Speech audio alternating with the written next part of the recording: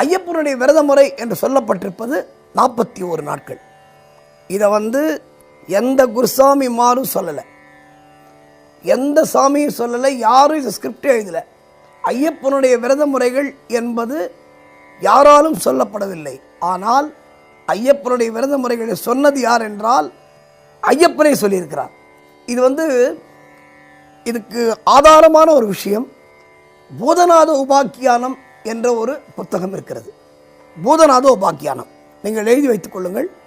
பூதநாத உபாக்கியானம்.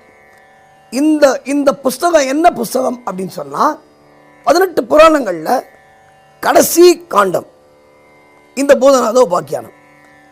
நீங்கள் யோசிச்சு பாருங்கள், இந்த 18 புராணங்களோட காலம் எப்போ? இந்த 18 புராணங்களில் பூதநாத உபாக்கியானம் என்ற தலைப்பிலே தர்மசாஸ்தாவை பற்றி, ஐயப்பனை பற்றி, அதாவது ஐயப்பன்